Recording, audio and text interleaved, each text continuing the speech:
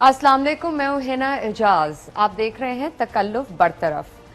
आज जो मेरे खास मेहमान हैं वो है special assistant to the prime minister on the capital development authority, एक ऐसी सिविक एजेंसी जिससे बहुत लोग कह लीजिए अपनी उम्मीदें वाबस्ता करते आए हैं। इसमें बहुत सी करप्शन की कहानियां पहले उन्होंने जन्म लिया, उसके बाद जब नया पाकिस्तान बना उसी वक्त कहा गया कि शायद बहुत सारी तब्दीलियां आएंगी सीडीए में भी। जैसे ही special assistant to the prime minister Ali Nawaz Awan साहब अपॉइंट हुए फॉर दिस पर्टिकुलर पोजीशन, मज़ीद और उम्मीदें जागने लग गई। लेकिन क्या हुआ उसके बाद? अली नवाज साहब बाई इलेक्शन तो जीते, लेकिन क्या लोगों की उम्मीदों पर पूरे उतर पाए कि नहीं, ये आज तमाम चीज़ें मैं इनसे बात करूंगी इसी प्रोग्राम में तकल्लुफ को बरतरफ करते हुए। अस्सलाम वालेकुम अली नवाज साहब, क्या हाल है आपके? जी जबरदस्त। क्या हाल है इस्लामाबाद के? जी शुक्र अल्हम्दुलिल्लाह जबरदस्त। सीडीए कैसा चल रहा है? हाँ, प्रॉब्लम्स हैं पर इसको मैनेज कर रहे हैं। अच्छा ये बताइए कि जितना मैंने आपके बारे में पढ़ा आज तक, जितना सुना, उसके मुताबिक तो ये समझ आता है कि आपका किसी सियासी खानदान से ताल्लुक नहीं। क्या ये बात ठीक है? जी बिल्कुल, मेरी पूरी फैमिली में कोई बंदा सियासत में है। तो कैसे आना हुआ सियासत में? खान साहब, आपके हमने हमेशा उनको एडमायर किया, चाहे वो शौकत खानम हो, चाहे वो नमल यूनिवर्सिटी हो। शौकत खानम में जब वो फंड रेजिंग कर रहे थे उस वक्त मैं कॉलेज में था, तो उसमें हमने उनका साथ दिया और जो हम कर सकते थे। और उसके बाद जो खान साहब ने अपनी पार्टी बनाई और उसके बाद 2003 या 4 में वी फील लाइक जैसे मैं एक सिविल सर्वेंट का बेटा हूँ, सारा मैं उम्र सिविल सर्वेंट्स में रहा हूँ, तो देखो जितने भी civil servants, I feel like we are blessed, we have to contribute to the society as well. और जो प्लेटफॉर्म है इज पॉलिटिक्स, मैं तो उसमें नहीं जाना चाहता, मेरे अबू कहते भी थे, बट मैंने कहा कि आप किस तरह कंट्रीब्यूट कर सकते हो। आपको अल्लाह ने ब्लेस पैदा किया है, अच्छा माहौल दिया, अच्छी इन्वायरमेंट दी, अच्छी एजुकेशन दी, अच्छा आपको हेल्थ फैसिलिटीज़ मिली जो बाकी पाकिस्तानीज़ के पास नहीं है। तो हमने इसमें कहा और फिर देखा कि अगर ऐसे लोग नहीं आएंगे, पढ़े लिखे लोग नहीं आएंगे, तो फिर तो वही हम सारी उम्र बैठ के घर पे वही जो पहले हम लोग करते हैं, गॉसिप वर्ल्ड, ये बुरा है, ये फलाम बुरा है, ये नहीं अच्छा, फलां नहीं अच्छा, और पाकिस्तान पूरा तबाह होता जाएगा।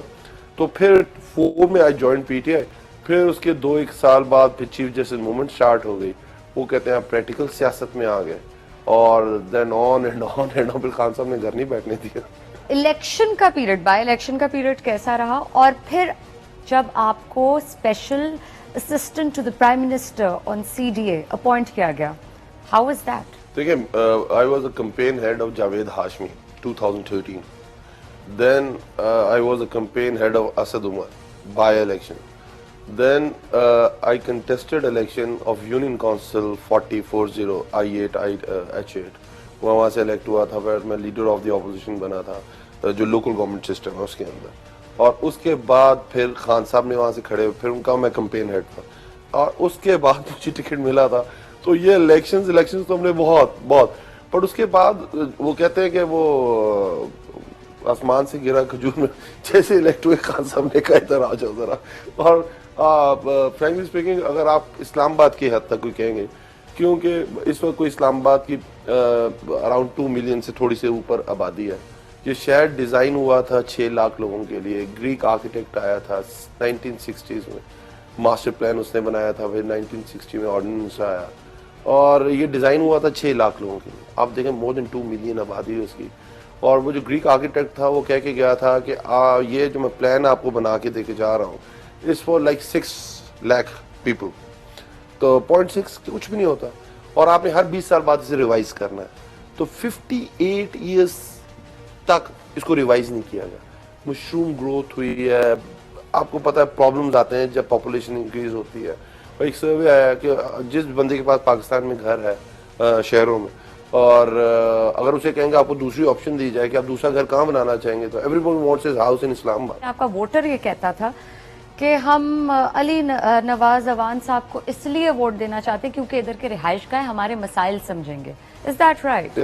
This is the basic factor behind your getting elected now. जो मेन रीजन है, बिकॉज खान साहब ने मुझे टिकट दी थी, vote lies with Khan, right, ठीक है? एब्सोल्युटली, वो और तो एक उसकी मेजर second- फैक्टर था, मेजर फैक्टर, लेकिन जब वोटर डालने भी आ रहा होता है वोट, वो काफी चीजों को और भी एनालाइज कर रहा बिल्कुल। होता है। आप उसके सेकंड उस पे आता है कि आपका कैंडिडेट कौन है। एब्सोल्युटली।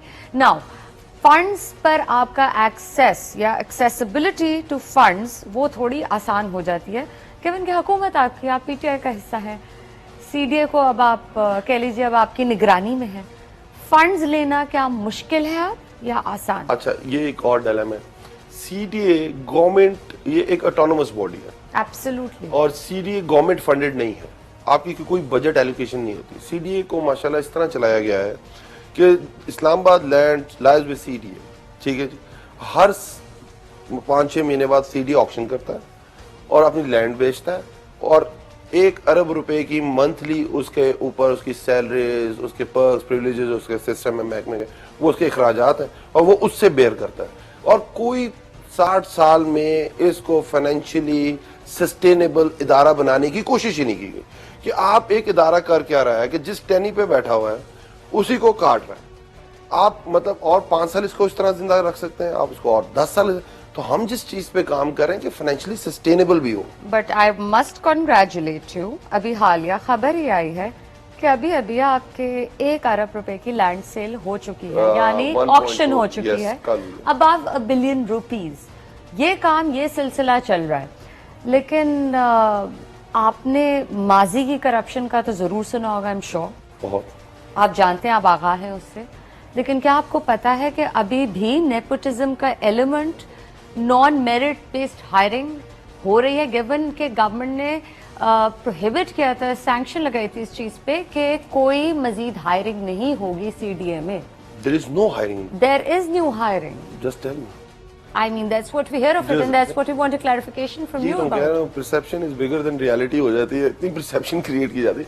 हमारे पास देखें सीडीए के पास एक वैकेंसी की भी एडवर्टाइजमेंट नहीं किया, क्योंकि ऑलरेडी हम समझते हैं ओवरबर्डन है हम। नहीं, लेकिन Already- सुना, सॉरी टू कट इन, लेकिन सुना है कि सीडीए के मुलाजमीन और सीडीए की ही एम्प्लॉय यूनियन ये मिलके खुद ब खुद आपस में भर्तियां कर रहे हैं, कुछ ऐसी बात है क्या? बिल्कुल, categorically no, that's not true. Categorically no. अच्छा, लेकिन ऐसा क्यों है कि फिर असिस्टेंट डायरेक्टर, एडी, डीडी, ये सब जो है 40-40, 50-50 लाख की गाड़ियों में घूम रहे हैं, ऐसा कैसे? ये तो ये फिर डिफरेंट है, फील्ड्स की गाड़ियां हैं। मैं आपको ये नहीं, अपनी जाती।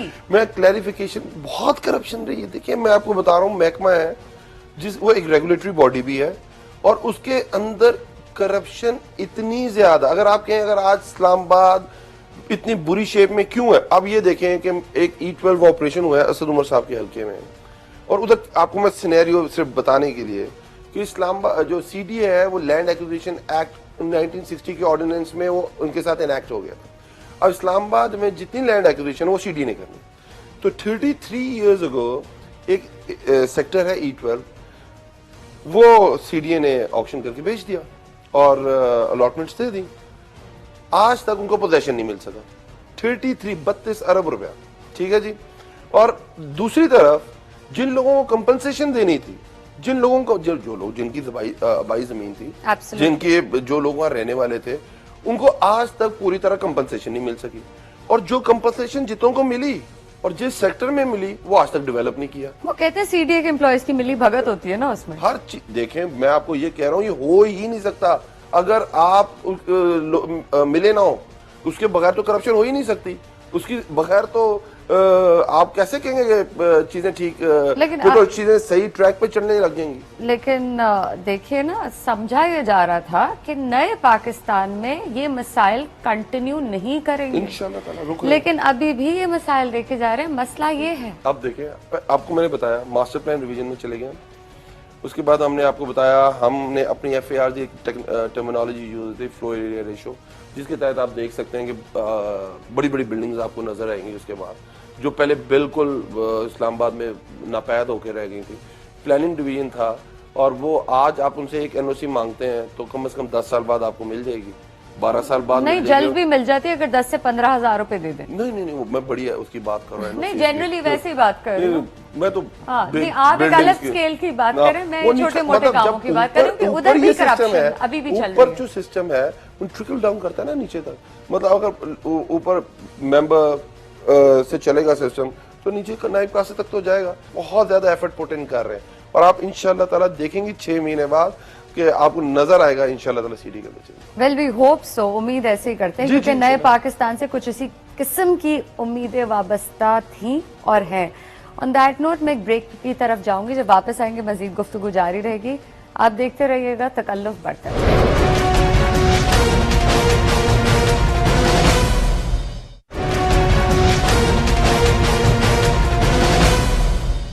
जी, बात हो रही थी बहरिया टाउन पे, तो मैं थोड़ा सा बहरिया ऑनक्लेव एनक्लेव। पे जी उस पे बात करना चाहूंगी। उसमें हुआ ये कि तकरीबन सुने एक ही बार ही एक्शन हुआ 2 माह पहले। औलख साहब कोई थे, कोई अफसर थे सीडीए के, वो उधर पहुंचे, बड़ा जी भरपूर एक्शन किया गया, but no news of any further action after that. और इज देयर एनी? अगर नहीं है तो बताइए। उसके ऊपर प्रॉपर एक्शन हुआ। अब उधर जिन अब 506 कनाल जमीन है उनकी, ठीक है जी, जो बहरी एनक्लेव की जो आप बात कर रहे हैं, और उसके अंदर तो बाकी तो सारी चीजें गिरा दी गई, बट उधर बाकी लोगों के घर भी हैं। अब वो उन बेचारों का तो कोई कसूर नहीं है और उन लोगों के घर तो हम गिराने से रहे। हमने वो बड़ा क्लियर स्टैंड लिया हुआ है कि हम लोगों के घर नहीं गिराएंगे जहां तक हमारा अपना उस पर काउंट करता है। अदर देन कोर्ट ऑर्डर्स और उसकी मैं बात नहीं कर रहा, तो उतना सा एरिया रहता है, बाकी सारा का सारा हमने क्लियर करा लिया। मेरा काम है, जिस तरह आप लोग नुमाइंदगी करते हैं असेंबली जाके आवाम की, मैं भी यहाँ पे नुमाइंदगी करती हूँ बहुत लोगों अच्छा की जो शायद अपनी आवाज उठाते हैं, अपने ओपिनियंस फॉर्म करते हैं। तो ओपिनियन ये जनरली फॉर्म किया जाता है कि शायद अफसरान सीडीए के जाते हैं गेटों पे बहरिया के और पहले बिल्कुल ही और you're right। उन्हें रोक दिया जाता है या पे बीच में मुकमका हो जाता है। मैं तो आप सीडी तो छोड़ देना, इस वक्त पहले तो हमारी गवर्नमेंट के आने से पहले पुलिस एंटर नहीं हो सकती थी, पुलिस एंटर नहीं हो सकती थी। तो ये तो पहली तो है। और सिर्फ ये नहीं, बहरिया टाउन की बात करें, इस्लामाबाद में मैसिव एंटी इंक्रोचमेंट ड्राइव है, मैसिव। मतलब आप एक उधर आईजीपी रोड है, बहुत हाई वैल्यूड जमीन है वो, और वो पूरी की पूरी इंक्रोच थी। हमने उसके ऊपर ऑपरेशन कराया, वो हमने रिट्रीव कराई। फिर हमारा अब जीटी रोड है, पेशावर रोड है, अब वो पिंडी से जो पेशावर की तरफ रोड जाता है, जो इस्लामाबाद के अंदर एरिया है, बहुत बड़ा एरिया है, बहुत हाई कमर्शियल लैंड है, वो हमने क्लियर कराई है। उसके अंदर उसके बाद एक चक शहजाद रोड है, उसके ऊपर बहुत शदीद इंक्रोचमेंट्स थी, उसके ऊपर हम गए। अभी थोड़ा लोगों ने स्टे लिया हुआ है उसके ऊपर, बट अब वी आर वर्किंग। और ये मैं आपको, मुझे इलेक्ट हुए कुछ 5-1 महीने हुए हैं और ये जिम्मेदारी 4 महीने हुई है, बट खान साहब खुद इसके ऊपर, फिर हमारा कायदम यूनिवर्सिटी की लैंड थी, वो इंक्रोच हुई थी, वो हमने रिट्रीव कराई है नैयर बुखारी साहब के पास से। इन चीजों में मुबारकबाद आपको जरूर दूंगी, लेकिन जैसे मैंने कहा हाँ, तो मसाइल है, टाइम से शुरू होते जाएंगे। तकल्लुफ बरतरफ मेरे प्रोग्राम का नाम है, तो मैं तकल्लुफ को बरतरफ करके ही बात करूंगी। इसलिए इंटरनल ऑडिट पे आती हूँ थोड़ा सा। आपको 4 माह हुए हैं आपको ये जिम्मेदारी उठाए हुए। 21 जनवरी इसी साल, कुछ 2-3 माह पहले, आपकी एक इंटरनल ऑडिट हुई। उसमें कहा गया कि अखराजात कुछ चीज़ों पे ज़्यादा हो गए। लगभग कहा जाता है कि 16 मिलियन से जायद, 16 मिलियन रुपए से जायद के एक्स्ट्रा एक्सपेंडिचर्स इनकर किए गए। सवाल ये उठता है कि क्या सीडीए ने अब तक कोई इंक्वायरी कमेटीज पे बनाई कि नहीं? ये आप ऑडिट की बात की, लास्ट फाइनेंशियल ईयर का ऑडिट था ये, जो आप पढ़ रही हो, जी। पिछले साल। उसके बाद जब हम लोग आया और हमने देखा कि इंक्वायरीज कॉल होती हैं और रिजल्ट कोई नहीं आता, तो हमें ये पता चला कि 3-3, 4-4 साल से इंक्वायरीज पेंडिंग है। इंक्वायरी कॉल हो गई, बंदा ना सस्पेंड हुआ, ना हटाया गया, या अगर वो क्लियर हो गया तो दोबारा रीइंस्टेट हो, कुछ नहीं।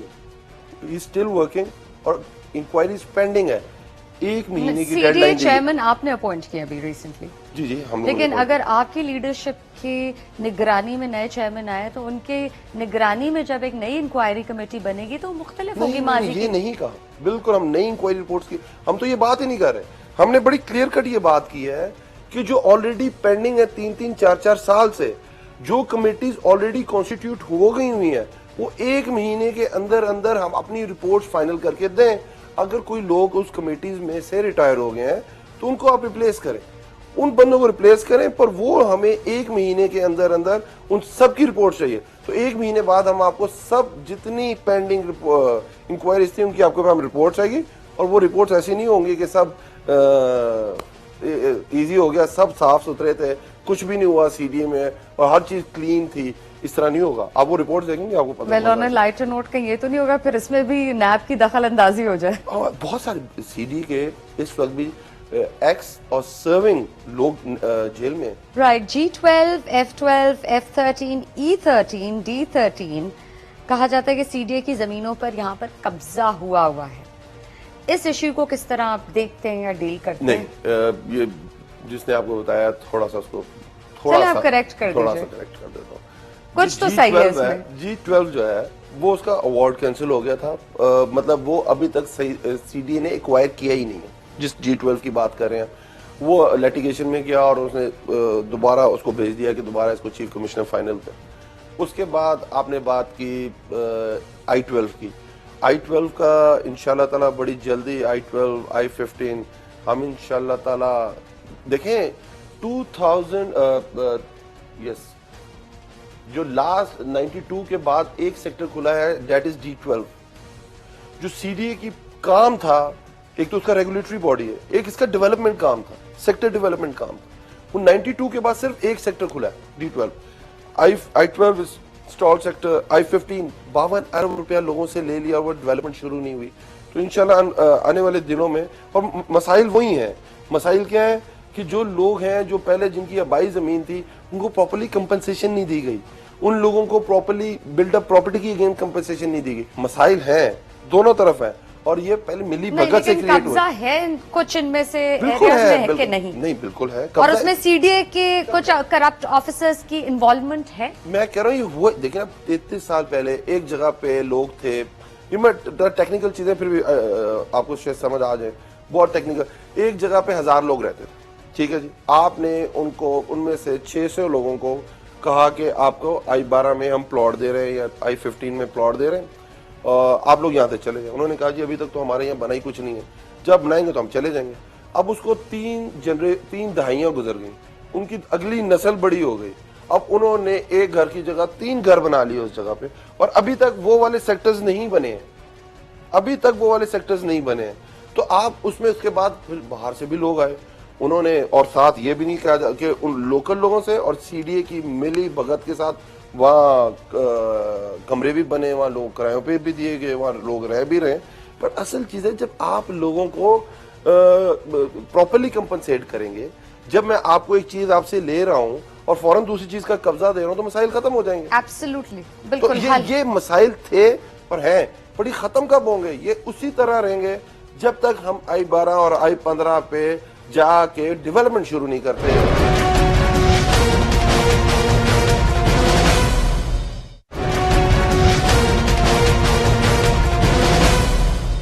हमारी नई हुकूमत जिसने नए पाकिस्तान के वादे किए, एक सबसे बड़ा एजेंडा जो उनके अभी फिलहाल प्लेटर पे है, उनकी सामने मौजूद है, जिस पे काम हो रहा है, वो ये है कि सोर्स ऑफ इनकम आइडेंटिफाई करना हर इंसान की, और स्पेशली टैक्स नेट में लाना, सोर्स ऑफ इनकम देखना है। वो देख के यही तरीका है कि शायद ट्रांसपेरेंसी आएगी हमारी मईशत में। बट अगेन, जब तक सिविक एजेंसी, सिविक इंस्टीट्यूशंस, वहां पे अफसरान रिश्वत लेना हर लेवल पर, हर तबके पे नहीं छोड़ेंगे, तब तक सही से करप्शन का खात्मा नहीं हो सकता। Wouldn't you agree? सीडी का जो रोल रह गया है वो बेसिकली रेगुलेटरी बॉडी का रह गया और नए सेक्टर डेवलपमेंट का रह गया। उसके नीचे जो म्यूनिसिपल और सिविक आपने जो सर्विसेज देनी है, that is MCI, metropolitan corporation of Islamabad. उसके एक मेयर साहब हैं, उनके नीचे 28 डायरेक्टरेट्स हैं जो सीडीए से डिवॉल्व होके लोकल गवर्नमेंट एक्ट 2015 के तहत वो चले गए हैं मेयर साहब के पास, जिसमें आपकी इन्वायरमेंट आती है, जिसमें आपकी वाटर स्कीम्स आती हैं, वाटर सप्लाई आती है, जिसके अंदर आपकी सैनिटेशन आती है, जिसके अंदर आपके DMA, जो अब 10-10, 15-15 हज़ार वाली रिश्वत की बात कर रही थी, वो डिस्ट्रिक्ट म्यूनिसिपल अथॉरिटी जो है ऑफिसर जो है, DMA ऑफिसर होते हैं, डायरेक्टर DMA कहते हैं उसको, वो राइट उसके पास है कि आपने ठेले की इजाज़त देनी कि नहीं देनी, आपने इधर खोखे की इजाज़त देनी कि नहीं देनी, आपने यहाँ ऊपर टावर लगाना है तो आपने उसकी इजाजत देनी कि नहीं देनी, ये सारी की सारी जो छोटी छोटी रिश्वतें हैं ना वो डीएमए के पास चली गई। उसके बाद काफी मजे में सुना ये लोग। हाँ हाँ, आई डोंट नो, मजे में के ज़मीर ख़त्म हो गए, आई डोंट। तो इसमें आप दूर कैसे कर सकते हैं? मसाइल ये हैं कि आप एक चीज़ हर 10 साल, मतलब मैं 10 साल पहले, मुझे नहीं याद, ये 12 साल पहले, नौ सारे एंड्रॉइड्स हैं, और पहले मुझे याद है मैं ब्लैकबेरी मेरे पास होता था और मैं बहुत खुश था उस ब्लैकबेरी पे, मैं बड़ा इजीली उस पे बड़े लोगों की कंट्रोवर्सियां भी हो गई थी। कंट्रोवर्सी तो किस चीज पे Well, नहीं on a होती? lighter note, controversy, obviously. देखिए कंट्रोवर्सी क्यों नहीं, नहीं messages उठेगी? इधर से उधर लोगों के पास controversy चले गए, आपको खुद पता है। उठने के लिए होती है। डीएमए पे ये 28 डायरेक्टर चलेंगे जी आपके एमसीआई के पास, हमारा रेगुलेटरी बॉडी, और मेनली हमारा जो काम है वो न्यू सेक्टर डेवलपमेंट। अब आ जाते हैं जी कि खत्म कैसे होंगे। अब एक 1960 का ऑर्डिनेंस आता है जी, और उसके तहत आपके रूल्स ऑफ बिजनेस बनते हैं, उसके साथ आपके लॉज बनते हैं, ठीक है। और जो 1960 में जो रिक्वायरमेंट थी, आज से तो बहुत दूर, बहुत पीछे रह गई, और आज की जो चीजें हैं तो हमें चेंज करना है ना। देखिए मैं जेल गया लॉकडाउन के अंदर, 10 दिन रहा, मैं बाहर निकला तो मैंने उन जेलर साहब से पूछा, मैंने कहा जेलर साहब इधर तो जहाँ आपने मुझे रखा है यहाँ तो मेरे ख्याल आप शायद फांसी दे देते हैं उसके बाद लाके बंदा रखते होंगे, कि जहाँ पे आपने जिस तरह रखा है तो आपने किस मैनुअल के तहत मुझे ट्रीट किया है? You know what he said, 1863। सदी बदल गई जी, नहीं सदी से ज्यादा हो गया ना जी, डेढ़ सदी बीत गई। तो हम सेम सिस्टम अभी फॉलो कर रहे हैं। एविएशन पॉलिसी हम चेंज कर चुके हैं, हम एफएआरस की पॉलिसी चेंज कर चुके हैं, प्लानिंग जो 12-12 साल लेता है हम उसे पूरा रिवैम्प कर रहे हैं, और इंशाल्लाह ताला आप देखेंगे महीने डेढ़ के अंदर लोगों को एनओसी मिला करेगी। ई सिस्टम लेके आने की कोशिश कर रहे हैं। कब तक होगा? ये बहुत सारी चीजें फेजेस में, ये नहीं, आप जो प्लानिंग डिवीजन की जो रिवैम्पिंग है वो तो इंशाल्लाह अगले 2 महीने में हो जाएगी। अच्छा, मतलब आप ये कहेंगे कि आप ये 1 विंडो वाला सिस्टम होगा कि आपका आपने अपना आज ऑक्शन में प्लॉट लिया, आपने कहा कि मैंने let's suppose multi storey building बनानी है, आपने अपने स्ट्रक्चरल डिजाइन दिए और आपको महीने के अंदर अंदर आपकी एनओसी मिल जाएगी। मैं यहाँ पे जरूर अप्रिशिएट करना चाहूंगी इदारे को, और वो इसलिए क्योंकि ये खुद मेरा एक जाती एक्सपीरियंस रहा है। मैं नादरा के ऑफिस गई हालिया, and I must give them credit. जिस तरह से उन्होंने अपना पूरा, कह लीजिए वन विंडो ऑपरेशन ही है, बहुत अच्छा सिस्टम है, कंप्यूटराइज सिस्टम है, फैसिलिटेट जिस तरह वो कर रहे हैं, जो वहाँ पे ऑफिसर्स बैठे हुए हैं, जिस तरह वो डील कर रहे हैं क्लाइंट से, रात में भी वो सर्विस दे रहे हैं, दिन में भी, 2 किस्म की सर्विसेज हैं, and it is absolutely brilliant, and we hope के तमाम इदारे इसी तरह ऑपरेट करें। बिल्कुल, अब नादरा बहुत अच्छा परफॉर्म कर रहा है। नादरा हो गया, हमारा पासपोर्ट ऑफिस हो गया, एब्सोल्युटली, और ये भी बहुत अच्छे है, मतलब but NADRA deserves more credit for sure. अच्छा ये बताइए, थोड़ी किस्म हैवी ड्यूटी किस्म की बातें हो गई, let's talk about your career also, आपकी जिसके बारे में शुरू में भी बात हो रही थी। आपने बात की थी, मैं फाइनेंस पे पहले मैं आपके 3 सवाल किए थे टाइम जी जी जी। हमारे जो चैलेंजेस थे ना, 2 सबसे बड़े चैलेंजेस, बाकी और भी हैं, पर 2 अगर मैं कहूँ क्योंकि टाइम थोड़ा होता है, कि 2 चैलेंजेस, एक आपकी फॉरेन पॉलिसी और दूसरा आपकी फाइनेंस। फॉरेन पॉलिसी आपने देखा जिस तरह आके पूरी 2 दहाइयों, मैं ये नहीं कहूँगा पिछली 2 गवर्नमेंट्स की बात नहीं करूँगा, ओवरऑल 2 से 3 दहाइयों में आहिस्ता आहिस्ता आहिस्ता के जो हमारी परसेप्शन बिल्ड हुई, और जहाँ जिस तरह हमने अपनी फॉरेन पॉलिसी को लेके गए, तो हम आइसोलेट होकर रह गए थे दुनिया में, हमें कोई सीरियस ले ही नहीं रहा था। विद इन 6 मंथ्स आप देखें, आज हम एक रीजनल स्टेक होल्डर के तौर पे माने जा रहे हैं, स्टेक होल्डर के तौर पे माने जा रहे हैं।